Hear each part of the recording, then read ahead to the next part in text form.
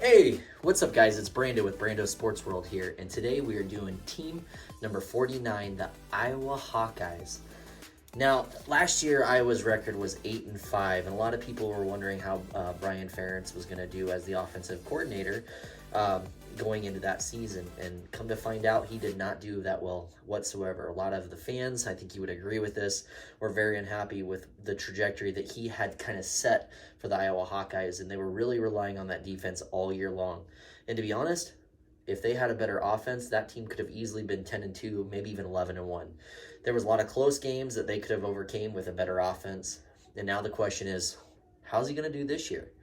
So they have a new quarterback.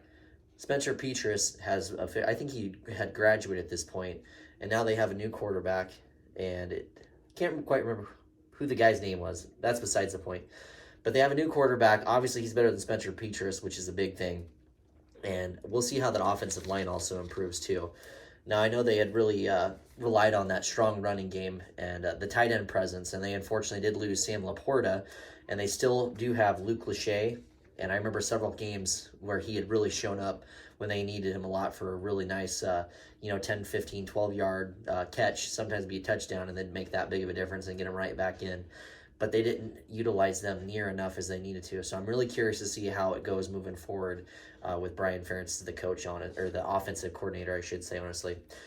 So they do have a potential this year for up to 10 wins, I think. They also have that potential to win 5 games, win 6 games. And I think if you follow this video today, I think you'll be very happy with what we end up with. So let's go ahead and get on into it. The very first one, we have a week 1 game against Utah State, the Aggies. And I don't see this being very close of a game. I think Iowa's defense is still really strong with an improved offense. You'll probably hear that a lot in this video.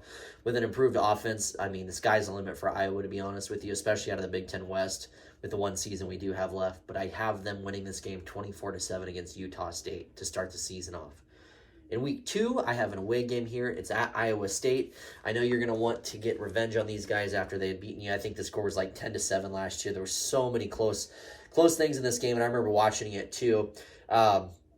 Just towards the end of the game, it looked like it could be anyone's ball game, and Iowa State did end up edging you guys out and winning that one. Well, this one is an away game at Iowa State, and I know you want the revenge here. I just think that this defense you have is still going to be strong, even though they lost a lot of characters in the secondary. I think that your offense is going to be the difference maker in this one as well, and I think you guys are going to win this one 17-13, getting your revenge game. So you're starting the year off strong. You're 2-0, and you got an easy game this next week against Western Michigan. Again, I don't think this is going to be an issue of a game. To be honest, kind of a weak non-conference, even Iowa State, since they only won 4 games last year. I think you guys handle your business in the non-con, and you win this game pretty handily, 28-10. Going into week 4, it's finally a test here for you. You guys have a new offensive game plan going on, and it's a away game at Penn State. I think this is going to be a make-it-or-break-it game, and this, honestly, people might call me crazy, but I think this is a toss-up game. I think that you guys are really going to show your mustard here and show you what you guys have the potential to do week to week. But I do have you losing this game 21-17 to Penn State. If this was a home game, I actually might give this game to you guys. But just because it's an away game and with all the new factors kind of going in, I think you lose it. I do think it's a very competitive game, and it could come down to the last drive. And hopefully you have the ball then to see if you can make a game-winning field goal or just, one of them nice deep tight end routes to Luke Lachey like we were talking about earlier. So the very next week, though, you did lose the game. You're still sitting pretty good, though, 3-1 going into week 5. It's a home game against Michigan State Spartans, and Mel Tucker, there's a lot of questions up in there about him, too, and if he's the right coach for that job. That's another story, too. I think the improved Iowa offense is really going to show it here. I think you guys are going to start lighting up the scoreboard a little bit more than even the other games. I think these guys are going to start hitting all cylinders. The offensive line is going to start moving some bodies here, and that run game is really going to come. And I think ultimately you're going to wear down Michigan State moving forward. And I do think you'll be a problem for them. So I have you winning this game 28-13 pretty handily, to be honest with you. So heading into the next week is a game against Purdue. Boilermakers, obviously, they had lost Braum as their coach. And they have, I think it's the new, the defensive coordinator, Ryan Walters from Illinois. And he had some great defense. I mean, that great defense that he had at Illinois, I mean, it showed week to week. And just some really talented players, and I'm sure he helped develop a lot of those guys and his position coaches. But him taking over as a head coach is a big step up. I think we could all agree with that. I just think him being a new coach, I think Kirk Ferentz is going to outclass him pretty handily. He's got way more experience, and I think it's really going to show up today. And you guys handle your business at home once again, 31-14 against Purdue. So now you're already sitting at 5-1 on the season. It's looking like a great season, right? But does it continue? Next week's game is against Wisconsin. It's on the road in Camp Randall. So this game's going to be big for the last year. We have the Big Ten West Division. Obviously, it's going to be changing with USC and UCLA joining the fray. But I think that you guys actually do handle your business on the road against Wisconsin. I think you start getting national attention from this game, and you win it 24-17, and people are going to start taking notice of you guys. At this point, you're clearly leading the Big Ten West. I'm sure Minnesota's going to slip up here. Nebraska's good, my favorite team. We're going to end up slipping up too with some growing pains. And that's okay. I think you guys do handle your business against Wisconsin on the road, and you're really starting to show your true colors here and what Iowa can have as a potential. So the very next week is a game against Minnesota. If you win this game, I mean, sky's the limit for you. You're definitely probably going to be on the road winning 10 games this year and making your appearance in the Big Ten championship game, probably against Michigan, right? So I have you guys, it's a home game against Minnesota. And it's going to be interesting because PJ Fleck, if I'm not mistaken, he's always had Iowa and Kirk Ferentz on his back, and he ends up losing these really close games. It's almost like they're playing mind games with each other between PJ Fleck and Kirk Ferentz, and I'm really interested. I enjoy watching this game, and you can just tell on the sidelines the type of animosity that they have towards each other. And I'm sorry, I just think that sooner or later someone's going to end up slipping up here, and I think you guys barely lose this game. It's a home game, and again, it's a toss-up. I've been saying that a lot. But I think PJ Fleck gets that monkey off his back, and you guys end up losing this one in a very close game, 24-21.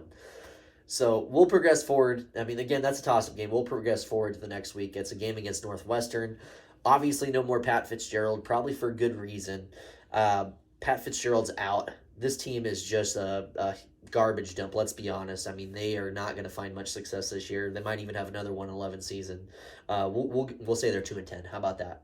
But their two of those wins are not this week. You guys destroy these Wildcats, and you win 35-10 handily. Highest scoring game of the season, and we're going to keep using that as motivation moving forward to the next week. The very next week is a game against the Scarlet Knights. Greg Schiano's Scarlet Knights, I should say. Rutgers just has a tough time with you guys, honestly, here. You guys are running on all cylinders, and I think you handle them pretty easily here. You win 31-10 moving into the next week. That following week is a tough game against Illinois. Brett Bielema, obviously he's had tremendous success at Wisconsin in the past. He knows his Big Ten football, and he's really getting Illinois rocking and rolling right now. So I think it's kind of another toss-up game, similar to how it was with Northwestern. Or excuse me, definitely not Northwestern, against Minnesota. And I think that this will be close, but I think you guys do end up beating Big Brett, and you win 28-24, really showing up, winning this close game, and you guys are running all cylinders right now, heading into Week 12 against Nebraska.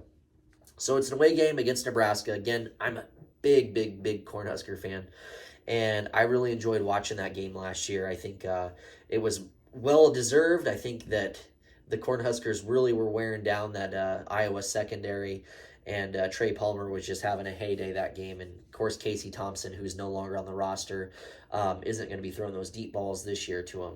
Now, I'm curious to see how Nebraska does with their new offensive coordinators and just overall just the entire coaching staff in itself and what they're going to be doing. But I think this will be another close game. It wouldn't be a fun Heroes rivalry game if it wasn't. Nebraska had your number last year. They finally got that monkey off their back.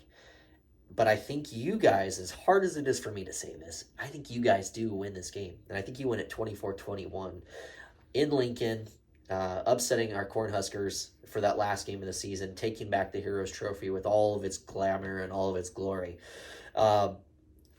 Nebraska's still trying to figure things out, and we'll see how it goes. But I think you guys handled them 24-21, winning that 12th game of the season. And ultimately, you guys win this season. I think you go to the Big Ten championship game. You're 10-2 on the season. Kirk Ferentz is at the top of his game right now. People that were questioning Brian Ferentz and what he was doing moving forward, they kind of start figuring some things out. And other than some, I'm sure he'll run into some questionable play calling, let's be honest, but I think he does get it figured out with this new quarterback. And sky's the limit for you guys. So that was team number 49 of my top 50 college football teams of the 2023 football season. If you enjoyed that video, if you're an Iowa Hawkeyes fan, just a fan of the Big Ten in general, please like, please comment, subscribe, and tune in for some more videos that we got going on. And until then, we'll see you probably on one of these next videos. So I appreciate you guys so much for tuning in.